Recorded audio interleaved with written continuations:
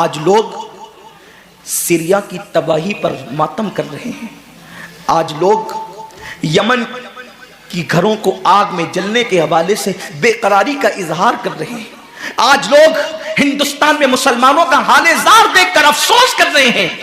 بڑے بڑے اسکالر مفکرانہ تقریر کرتے ہیں، امت کا حال کیا ہے، امت کا حال کیا ہے، امت ذلیل کیوں ہو رہی ہے، امت رسوا کیوں ہو رہی ہے۔ آصفہ کی آبرو پر آنسو بہانے والوں، کبھی احساس بھی کیا کہ یہ امت کی ذلت کی وجہ کیا ہے؟ ایک ننھی سی آصفہ کی اگر آبرو جاتی ہے تو وہ کشمیر کے کسی ننھی سی بچی کی آبرو نہیں گئی، بلکہ پوری امت محمدیہ کی آبرو سے کھیلا گیا۔ امت کی ایک بیٹی کی آبرو، اللہ کے حبیب صلی اللہ علیہ وآلہ وسلم نے، میرے آقا نے ارشاد فرمایا، میں نے اپنی امت کی بیٹیوں کی عزت کو کعبے سے بلند کر دیا ہے۔ وہ دنیا کی اور قومیں ہوگی جو اپنی بیٹیوں کی آبرو کا نیلام کر کے اپنے تخت و تاج کے لیے سامان کرتی ہے، یہ مسلمان قوم ہے جو اپنی جانوں کو قربان کر کے اپنی امت کی، اپنی قوم کی بیٹیوں کی عزت کی حفاظت کرنا جانتی ہے۔ میں آبرو لوٹنے والوں سے مخاطب نہیں ہوں، اس لیے کہ مجمع آبرو لوٹنے والوں کا نہیں ہے۔ جو سن رہے ہیں میں ان سے بات کرنا چاہتا ہوں، جن تک میری آواز پہنچ نہیں سکتی میں ان سے مخاطبت نہیں کرنا چاہتا۔ اہل سیاست کے معاملات جانے، ظالم اپنے ظلم کے انجام کو پہنچنے کے لیے تیار رہے، کفر کردار تک کے کافر اپنے کفر کے انجام کو پہنچنے کے لیے تیار رہے، میں نے ان سے کوئی گفتگو نہیں کرنا۔ لیکن آج کسی قوم کی بیٹی کی اگر آبرو کو لوٹ کر کے امت کو ذلیل کرنے کی کوشش کی جا رہی ہے، اگر تمہارے گھروں کو جلا کر تمہیں بے گھر کرنے کی کوشش کی جا رہی ہے، اگر تمہیں تباہی کے دہانے پر پہنچانے کی کوشش کی جا رہی ہے، اگر تمہیں غربت کی سطح سے نیچے گرا کر تمہارے ایمان کو چھیننے کی کوشش کی جا رہی ہے، تو کب تک دوسروں پر انگلی اٹھاتے رہو گے؟ میری قوم کے جوانوں، اللہ کے حبیب نے آج سے 1450 سال پہلے تمہاری ذلت و رسوائی کا سبب بیان کیا۔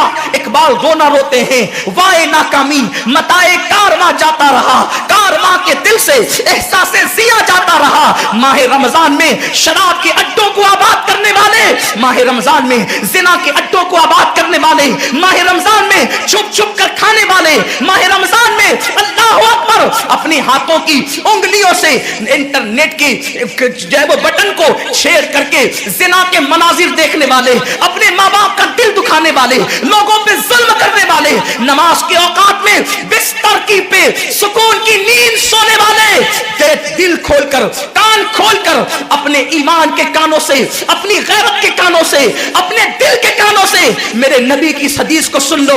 اللہ کے حبیب صلی اللہ علیہ وسلم فرماتے ہیں، میری امت کو اس وقت تک کوئی رسوا نہیں کر سکے گا، میری امت کو اس وقت تک کوئی ذلیل نہیں کر سکے گا جب تک امت ماہ رمضان شریف کا احترام کرتی رہے گی۔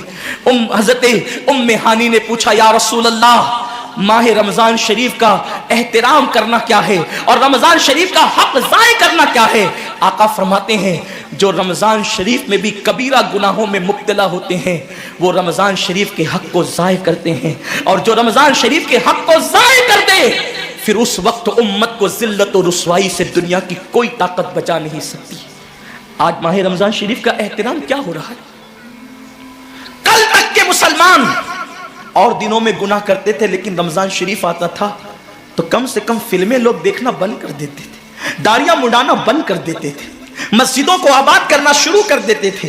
اب تو لوگ کس قدر بے باک ہو گئے، کس قدر نڈر ہو گئے کہ رمضان شریف میں بھی لوگ اپنے آپ کو گناہوں سے نہیں روکتے، بلکہ میری قوم کا جوان بڑے دھڑلے سے کہتا ہے، یار اپنے سے روزہ نہیں رکھا جاتا، اس لیے کہ ہمیں تو گٹکے کی عادت ہے، ہمیں تو پان کی عادت ہے، ہمیں تو سگریٹ کی عادت ہے۔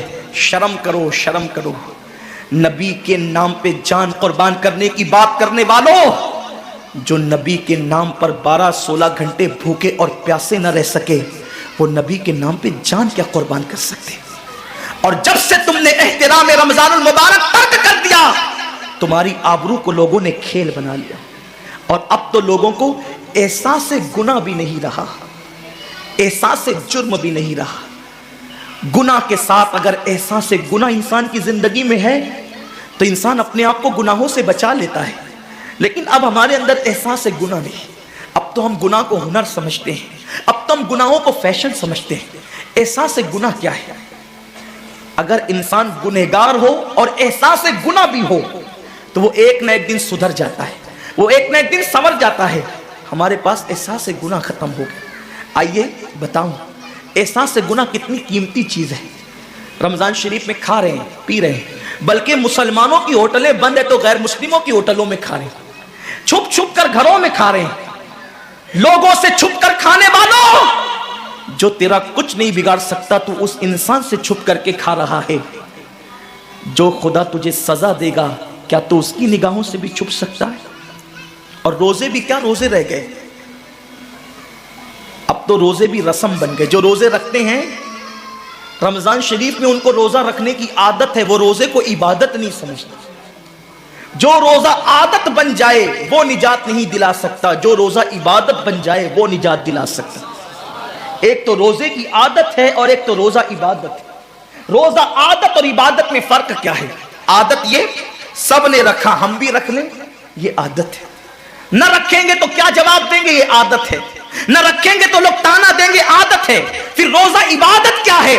روزہ عبادت یہ ہے کہ اللہ نے روزہ رکھنے کا حکم دیا ہے اور مصطفیٰ جان رحمت نے روزے کا حق یہ بتایا ہے اگر تو روزہ رکھے تو صرف بھوکا پیاسا نہ رہے بلکہ تیرا ہاتھ بھی روزے دار رہے, تیری زبان بھی روزے دار رہے, تیری آنکھ بھی روزے دار رہے, تیرا پیر بھی روزے دار رہے, تیرا کان بھی روزے دار رہے. کان روزے دار اس طرح کہ کان اللہ کے ممنوع کردہ چیزوں کو نہ سنے, ہاتھ روزے دار اس طرح ہاتھ اللہ کے منع کردہ کاموں کو نہ کرے, زبان روزے دار اس طرح کہ زبان اللہ کی ممنوع کردہ چیزوں کو ادا نہ کرے, پیر روزے دار اس طرح کہ پیر اس جگہ چل کر نہ جائے جہاں اللہ نے جانے سے منع کیا ہے. جب تو ان سارے اعضاء کو روزے دار بناتا ہے تو ایسے روزے کے معاملے میں میرا اللہ فرماتا ہے روزہ میرے لیے ہے اور میں ہی اس کی جزا ہوں. ہر عمل کی جزا جنت ہے, روزے کی جزا خدا کی ذات ہے.